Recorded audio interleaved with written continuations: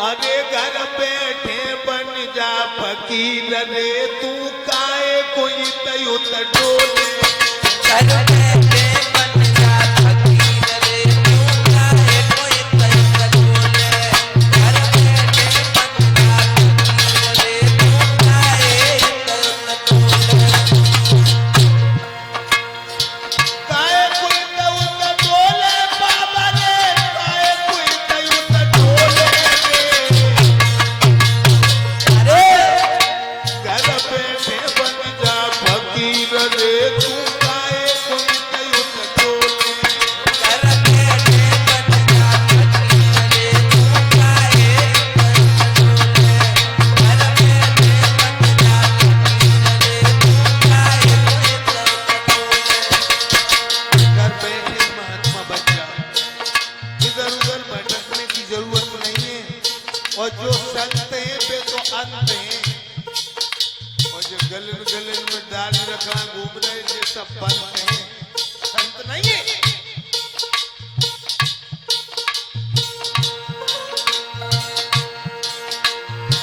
काए कोई तयुत डोले बाबा ने काए कोई तयुत डोले रे। घर बैठे बन जा फकीर रे तू काए कोई तयुत डोले। घर बैठे बन जा फकीर रे तू काहे कोई तयुत डोले। घर बैठे बन जा फकीर रे तू काहे कोई तयुत डोले। कैसे महात्मा बन जाओगे घर बैठे? सुनो सुनो, ए जैसे गाय चले बन खड़ में बछड़ा बनो भवन में। जैसे गाय चरे बनखड़ में बछड़ा बनो भवन में। याद रखना भाइयों, अपनी गाय को खूंटा से, अपनी गाय को रस्सी से खोल देना, खेतों में दूर चली जाएगी चारा चुगने के लिए, और उसका बछड़ा तुम्हारे आंगन में है। गाय जंगल में चारा तो चुग रही है, लेकिन गाय को ध्यान कहाँ है?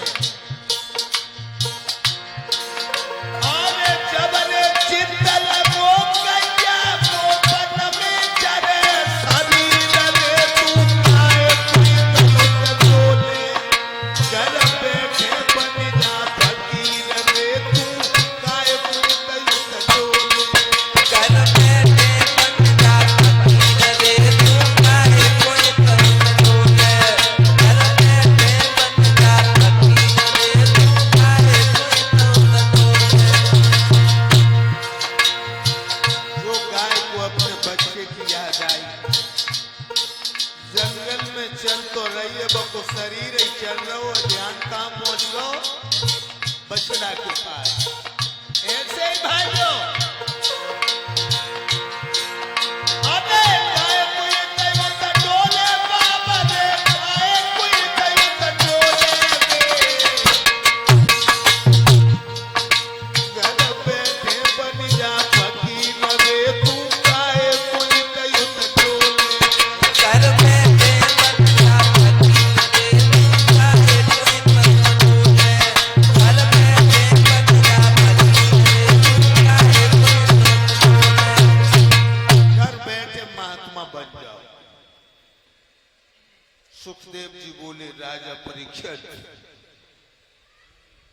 प्रहलाद के पुत्र हुए हैं विरोचन, और राजा विरोचन का पुत्र हुआ है बलि। महाराज बलि की पत्नी का नाम है विंध्याबली। ये सतियों में लिखी जाती है।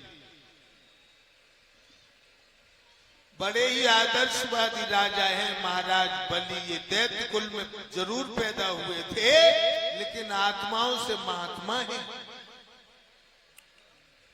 रोजाना अपने द्वार पर यज्ञ करता है, ब्राह्मणों को दान, संतों को सम्मान।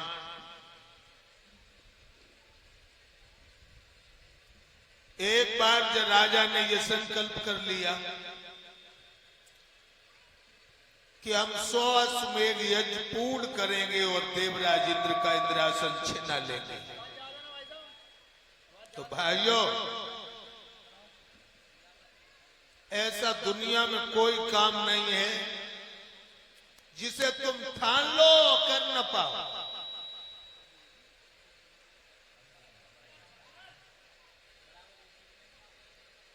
कायर इंसान जो होता है वो हमेशा यही कहता है कि मेरी किस्मत में आराम नहीं, लेकिन हाथ पर हाथ रख लेना ये सूरवीर का काम नहीं। बुजदिले कहते हैं कि मेरी किस्मत में आराम नहीं है। और भाइयों, दुखों में सुख छुपा होता है, मेहनत में ही आराम मिलता है। अगर आज तुम्हारे ऊपर मेहनत, कड़ी मेहनत, भविष्य में आराम मिलेगा। आज दुखों का सामना कर रहे हो तो भविष्य में सुखों का आनंद भी मिलेगा।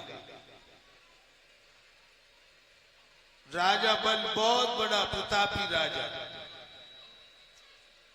सुखदेव बोले 100 में यज्ञ की बारी आ गई, 99 यज्ञ सफल हो गए। नर्मदा नदी के किनारे जब राजा ने 100 में यज्ञ को शुरू कर दिया और जो यज्ञ शुरू हुआ तो भाइयों, देवराज इंद्र के इंद्रासन के घंटा बजने लगे। जो घंटियां बजी, इंद्र नीचे सिंहासन से कूद पड़ा, बाबा नारद आ गए। और नारद जी बोले, नेक देर और बैठे रहो, अब आटा दाल को भाव मिलो जाएगा। क्यों? दैत्यों का राजा बलि यज्ञ कर रहा है, उसका यज्ञ सफल हो गया तो तेरा इंद्रासन चला जाएगा।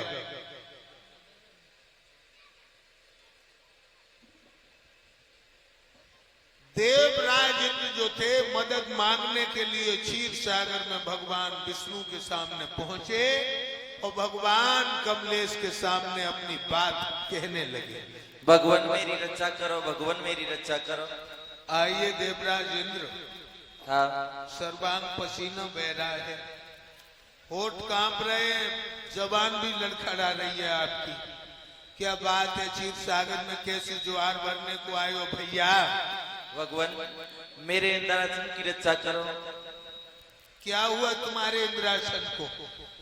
नर्मदा नदी के किनारे दैत्यों का राजा बलि अश्वमेध यज्ञ कर रहा है। अगर उसका यज्ञ पूर्ण हो गया तो मेरा इंद्रासन चला जाएगा। राजा बलि यज्ञ कर रहा है। हाँ, किसी गरीब की मड़ैया में आग नहीं लगा रहा है, किसी बहन बेटी के धर्म को नहीं बिगाड़ रहा है। हाँ, फिर तुम्हारी छाती पे सांप क्यों लौटता है? भगवान मेरे इंद्रासन की रक्षा करो। एक बात कहें दे। हाँ, मैं सत्य कहता हूं और सत्य कड़वा होता है। सत्य को